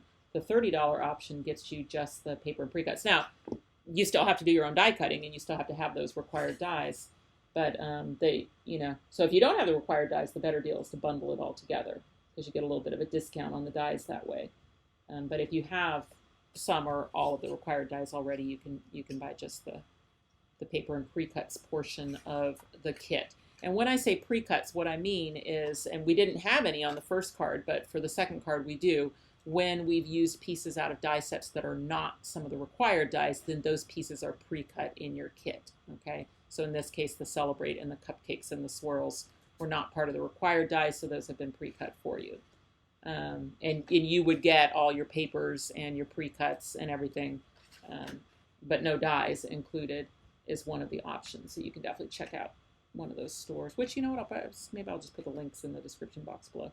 Okay, so I think what I'm going to do, yeah, I'm going to go ahead and put this thing together, and then we'll just make cupcakes and presents and stuff and decorate it while it's already put together. So the one that has the typewriter in the right-hand side, this is going to be the one that we're going to attach over here. Now, we're going to have to do something a little bit different, okay? Not to start. To start, we're going to do exactly like what we usually do, which is we put our adhesive all over the tab on the right side, so the typewriter tab, that's going to get adhesive. We're going to flip that over. We're going to take that little notch right there, and we're going to butt it right up to the pop-up and look with our paper, maybe, or with a grid, if you're happen working on a grid mat, to make sure that it looks like you've got your piece nice and straight, okay? All right, now, normally what you would do is you would fold it in half, put your adhesive here, and close the card. But we've got a little bit of a problem here with birthday, because birthday is wider than the slider underneath, and the slider is not in the way of attaching this side to the tab, but birthday is in the way. Do you see what I'm saying? So if I lay this right here and I add adhesive, as I close it, birthday is going to come down and get into that adhesive, and it's going to impede it going to the other side. So here's what I have to do. I'm still going to add my adhesive all over this tab. I'm still going to do it in the closed position, but I'm going to leave it up like this. I'm going to start closing the card, and when birthday comes down, then I'm going to lay this so that it's kind of like over the top of birthday. Let me see if I can do that up real close to the camera. Okay, so in the closed position, I got to make sure that that tab, see, is sitting on top of birthday, not underneath. If it's underneath, birthday will stick to it. If I put it on top, then there's nothing to impede it attaching to the other side of the card. See that? Okay. We're about to do it again for happy, so you get another chance to see me do it. Okay. So then I can open it, make sure that it's transferred over to this side, give it a good press. I can even do that thing where I, make sure that it's good and attached. Now I've got a mountain fold in my upper platform right now, and I want that to be a valley fold. So I'm just going to invert that into a valley fold as I close the card. Okay. Now I've got birthday. My birthday pop-up is on there. Okay. And then we're going to turn the card 180 degrees, and we're going to do the exact same thing with happy. Okay. So the adhesive goes, in this case, there's not really a, it's just polka dot paper, so there's not real any up or down. So whichever side you've chosen to be this side, the adhesive goes on the tab. You butt it right up next to the pop-up underneath. Then I lay it out flat to where I can kind of look, see if it looks straight. It does. Okay. Then I fold it in half, and my adhesive goes on this other tapered tab.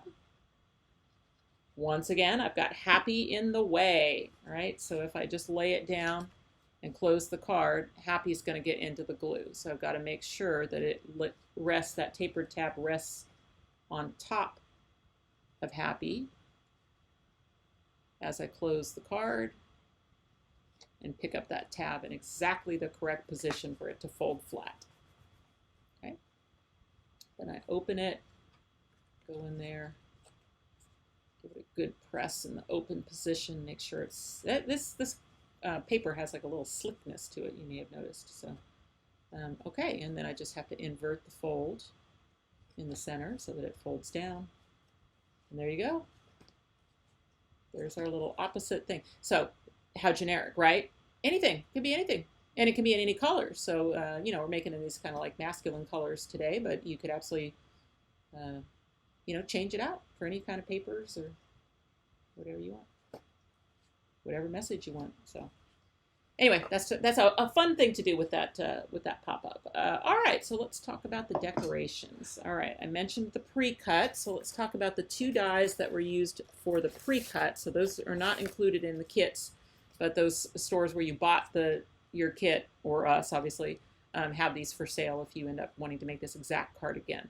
So the Celebrate for the front of the card, that came from our die set 1067 Celebrate, and it just comes with that one word Celebrate. So pretty easy peasy.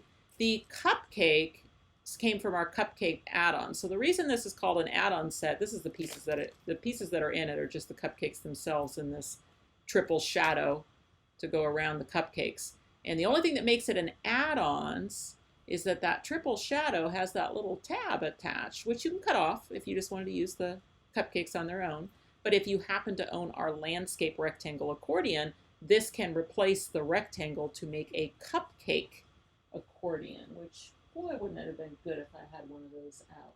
Okay, so the landscape rectangle accordion, it creates an accordion card that has a rectangle in the middle, and you can make that as many pages long as you want. Okay, so there's the landscape rectangle accordion. And then, like I mentioned, we like to come out with add-on sets and other dies that, you know, bring new looks to our previously released dies. So we came out with cupcake add-ons and fence add-ons, to where if you own this landscape rectangle accordion, you can then change out, instead of having rectangle, oops, sorry, there we go, you can have fences, you know, you see that fence?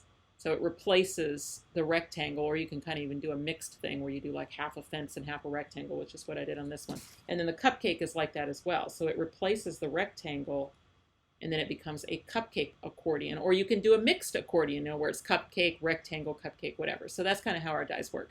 So these little cupcakes and swirls that come in this add-on set are perfect for using on their own. Like we've talked about, you know, that just makes a great, you know, decorative cupcake for any kind of project. So that's what I had the kit makers cut for you. I had them cut the Celebrate, that's going to be for the front of the card. And then you've got 2 frosting pieces. Okay, if you ever need a poo emoji, it's a really good one. And then you've got 2 liners. Okay, those look particularly cool when you emboss them. I did not ask the stores to emboss, the kit makers to emboss them, so that would have been an extra step. But when you do emboss them, you really get a cool raised surface to your cupcake liner. So if you end up getting that die, there's some ways to really highlight the features of them. Okay, so a little adhesive at the bottom of the frosting, and then the cupcake liner on the bottom. Okay, same with this one.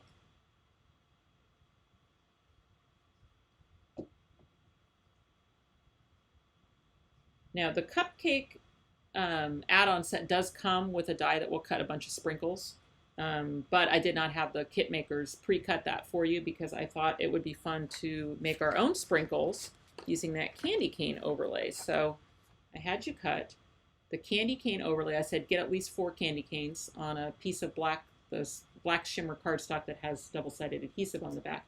And what we can do with that is actually just chop it up. It makes really good little sprinkles. Okay, so let me just get that out of there. You probably won't even use all of it, but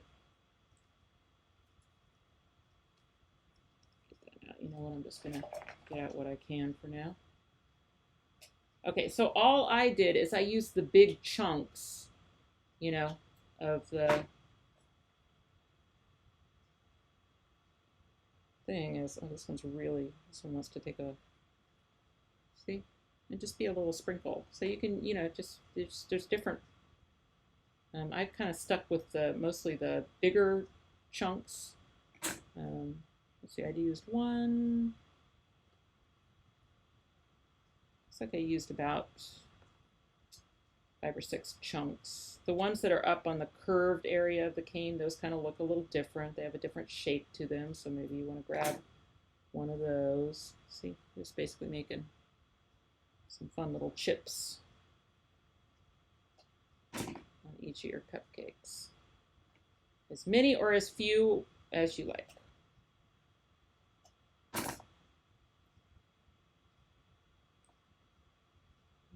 Okay, let's see.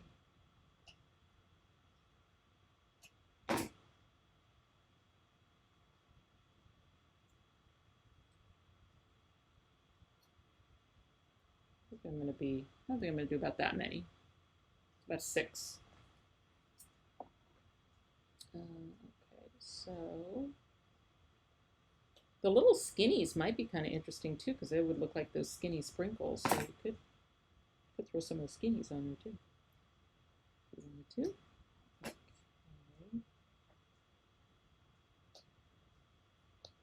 Okay. I do take it as a personal challenge each month to try to make as much of the card as possible with just the required dies.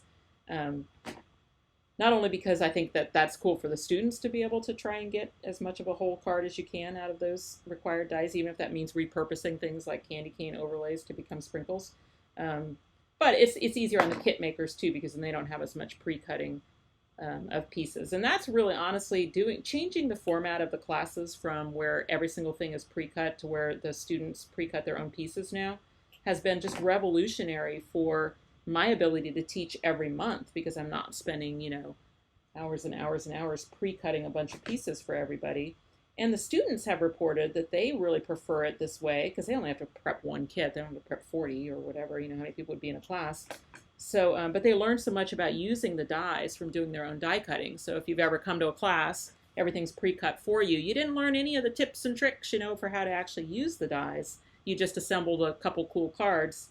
And then if you buy those dies, you're a little bit in the wind as to, you know, not with us, because you just watch assembly videos, but doing these classes this way has been just really, really nice for that.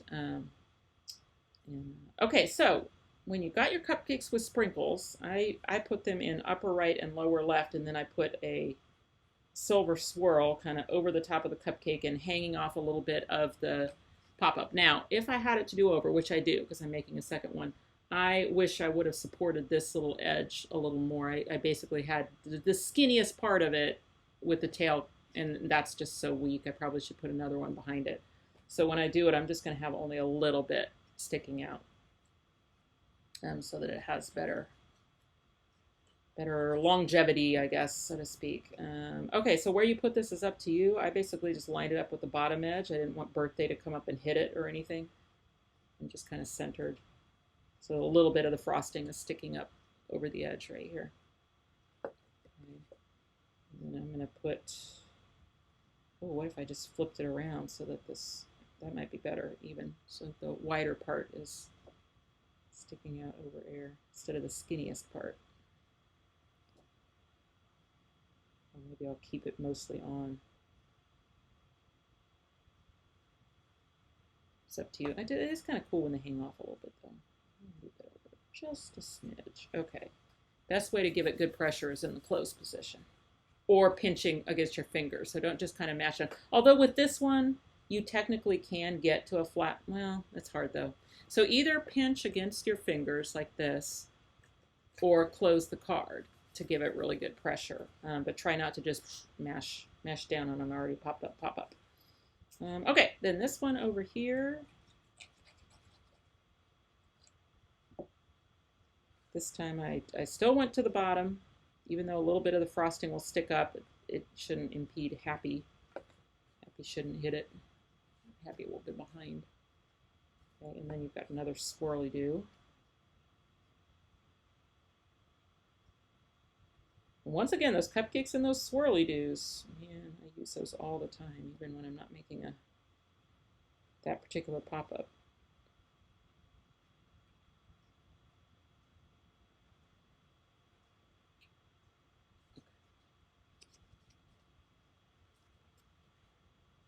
There we go. Okay, and then this is going to be a card with a lot of presents on it, because guess what? With the stocking pop-up, there were presents in the die set. So I was like, oh, that's perfect for a birthday card, because we can repurpose those Christmas presents into being birthday presents. So you're going to end up making a bunch of presents, and it doesn't really, it's kind of up to you whether they match mine or not. If you want it to match mine, I did a horizontal cream. I don't even know which ways these words are going. I'll write this way. And then if it was a light color present box, then I just put a little black ink around the outside with a blending tool. Okay. If it was a dark present box, I didn't bother. So that was the present box for here, and I did silver bow.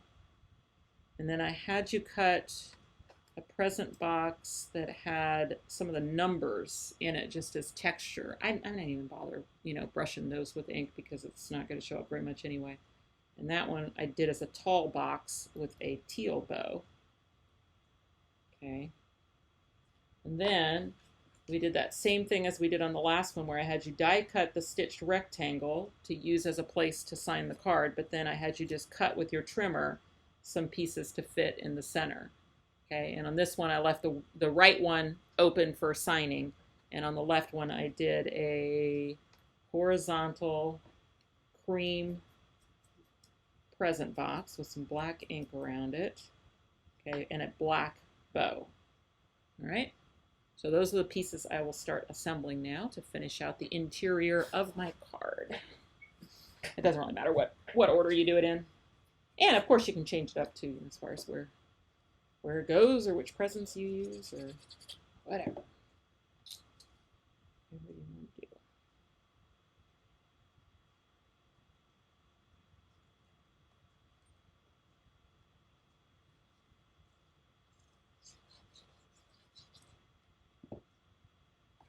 Okay. And I just decided to center kind of top to bottom and side to side those cream ones. But, I really debated because it kind of looks cool if you put this one down and this one up. So, mess around with it. Let's see. Well, that was kind of silly of me. Okay, box. I feel like I'm still missing a bow. Is it trapped in there?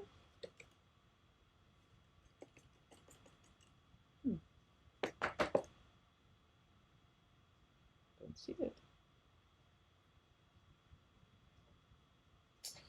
Well, that's just me. Just me. Okay.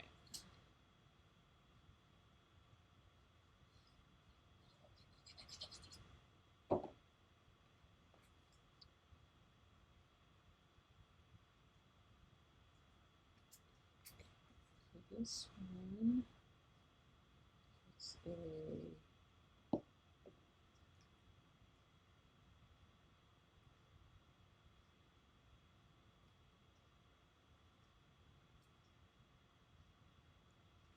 so I'm still missing the black bow that has gone missing.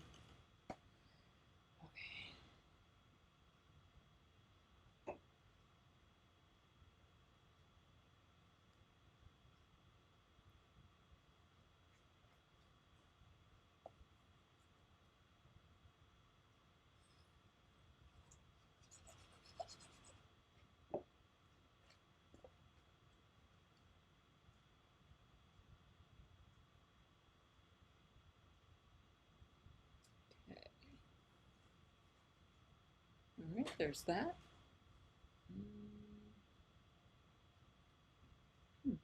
Oh, I see it. I was like really confused about where that bow was, but I can hear it in there creaking. Found it. Okay. All right, note to self, don't pick up your card when stuff isn't glued down yet. Okay, so these ones, I'm going to just go ahead and make the presents first. Silver bow, green colored, horizontal box, vertical box with teal bow. Once again, we're using a mix of, so simple stories on the paper, but then the cardstocks are a mix of the paper cut, all the shimmers and the, you know, specialty ones are from the paper cut.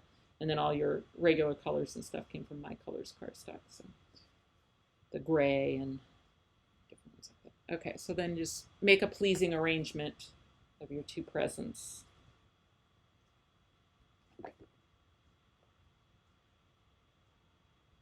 So sometimes students will ask, like, well, could I put a pop dot, you know, underneath, say, that cupcake or that, you know, thing or whatever?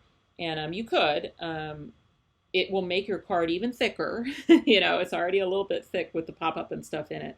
But what I worry about putting pop-ups on the pop dots on the inside elements, like let's say down here you wanted to put, you know, pop dots underneath that. I always worry that it could create a catch point, right? Because maybe that pop-up's going to come down and just, you know, get underneath that thing that you put a pop dot behind, and then it's going to create a catch point for you. So I generally advise that with the inside of your pop-up cards, just let the pop-up be the magic, you know, and don't add additional potential catch points and thickness to the card by popping up elements. Now, you on the front of the card, sure, feel free. You know, you could pop up anything you wanted to. If you wanted to have those presents popped up away from the background so that they showed up a little bit easier, feel free.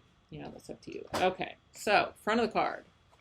So inside of the card, just those two presents, these two boxes, and this is where you would sign it. Okay, and then front of the card, we can do that same trick again where we build the whole front of the card on a piece of paper and then glue it to the thing. Okay, so what I mean, really, this really is your choice because I messed around with different locations for these elements. I mean, I can't even tell you that I came up with the best one. This is what I came up with. So what I came up with was the black strip glues to the slightly wider white polka dot strip.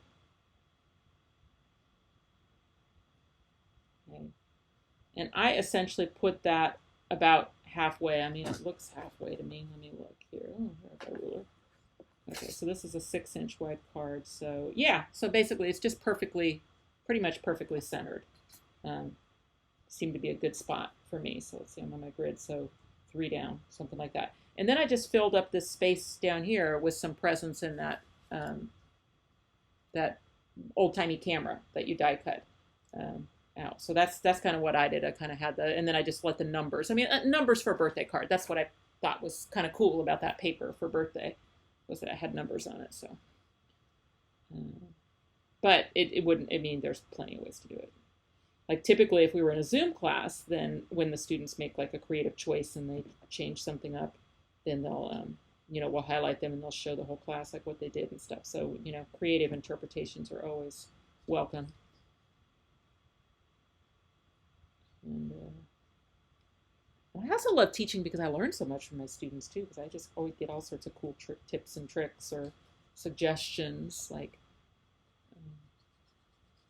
you know, things like that die guide that we include now. That was a suggestion from a student, and the QR code, that was a suggestion from a student. Let's see, that kind of centered, so probably about here.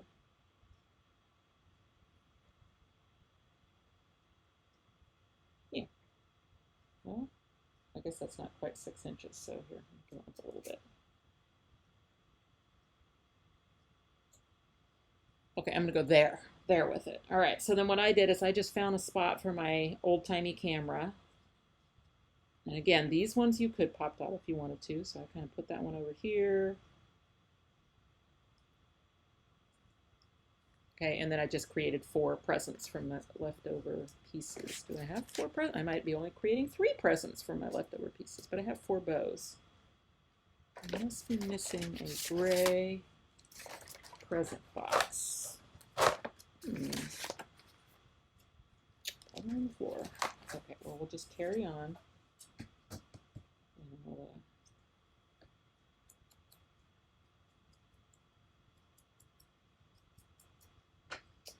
Okay, so I did tall cream with silver bow.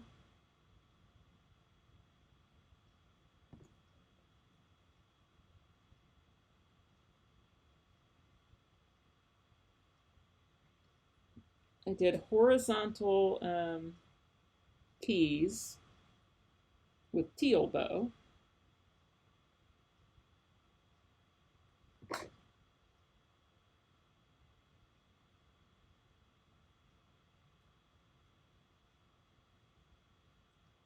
I did tall white polka dot with gray bow, which actually looks like you even brushed a little bit of black around the gray bow.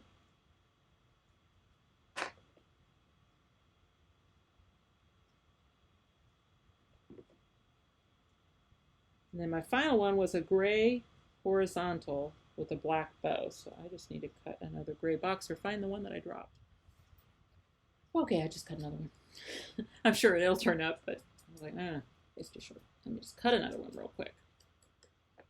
Alrighty, and that's going to get a black bow. And I did that as a wide present, a horizontal present, but up to you.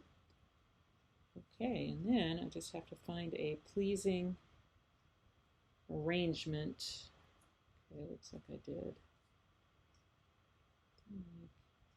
this. That's what I did. Okay. So yeah. So while I'm gluing my presents on, since we do have these class day videos as a public video, you know, on our YouTube channel, and anybody can kind of wander by and take a look and see what our classes are all about and things. If you are a Facebook user, we have a really active fan group called the Karen Burniston Pop-Up Peeps.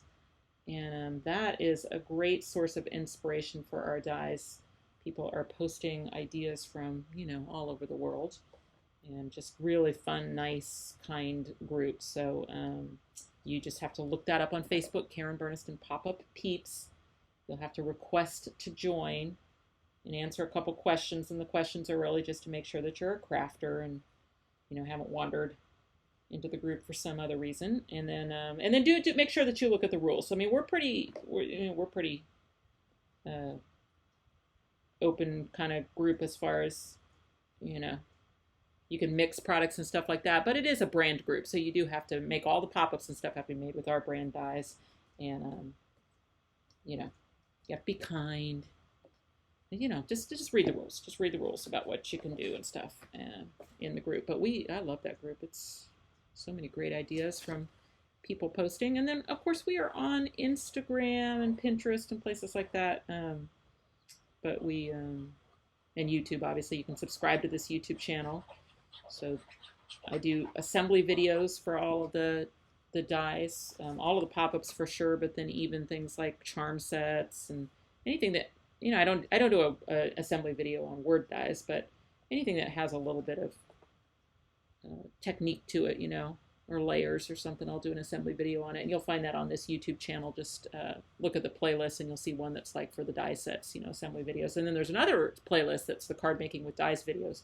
So those are for our monthly designer challenge and stuff. You know, I do a video a month where I just, you know, we have a challenge with our design team that we issue, and I'll do some kind of cool technique, you know, card using our dies. So that you can check those out too on this YouTube channel. And yeah, and then so we, you know, we try to make sure that you know how to use our dies if you purchase them. We sure appreciate when you do. All right, there we go. We've made 2 cards. Again, you're going to use A7 envelopes for these to mail them. And before I let you go, let's see, I grabbed just a few other cards for some inspiration using the stocking pop-up. Sorry for gravity there. So this one was made by Sue Smallkreider. Yep, making sure. Yes, she sent me this one, Seize the Day. And she just has a sea turtle coming up from behind things, a happy birthday card. So I really liked that. I particularly liked how she found this pattern paper and then she die cut the pieces so that the pattern just travels right up and over the pop-up, which I thought was really cool. And then, and see, it's not creating, and I mentioned to you, if you do layered stuff, you have to watch a little bit for catch points, but it's back behind there enough that it's not, even though that's a layered turtle, it's not catching on anything. So cute little card there. This one created by Sandy Diller on a design team. Merry Christmas, using another one of our border sets there with the ornaments. I like this. So she still used it as a Christmas card. She used that little small script that we used today, Holly Jolly. But she put a basket on it and then filled it with flowers instead of a stocking. So, just such a generic thing. And then here are a few, oh, well, let's see. This is the card that we made in October for our Zoom class because I wanted to show too that our witch and cauldron is sized to perfectly fit on that stocking as well. So you can use it for anything. So the cauldron can have stuff coming up and out of it. In this case, the greeting, happy haunting, and some cauldron bubbles and stuff. So that's a class that we made, or a card that we made in our October class. This one, I think, is the one from the packaging. Yep. Again, using those same borders that we used today. Merry Christmas, ho, ho, ho, just like we did today. This is kind of a fun thing to do with the candy cane border and the hearts. You could do it vertical and then intersperse the hearts in with it. It's kind of fun. You can use the big candy cane that comes in the stocking. Kind of looks good with the holly and stuff stuck on it. So that's the one that's on the packaging. And then this is the one from the assembly video for the stocking. So this one kind of real similar. You see a similarity to these with the ho ho ho like we used today. And then here's another one of those greetings, holly jolly greetings, that's in that small script. So yeah, you can really customize these to your liking. So I hope you have enjoyed our December virtual class. Have a wonderful holiday season and Happy New Year, and we will be back with new classes in 2024. Thanks. Oh wait, I forgot. I had the thing on. Okay, we will be back in January in 2024 with some new classes. So thanks everyone, and have a great rest of your day. If you click on the website link, you'll go to KarenBurniston.com, where you can purchase these dies as well as find links to our other social media accounts. You can subscribe to this YouTube channel and check out some of my other videos. Thanks so much for watching, and I'll see you next time.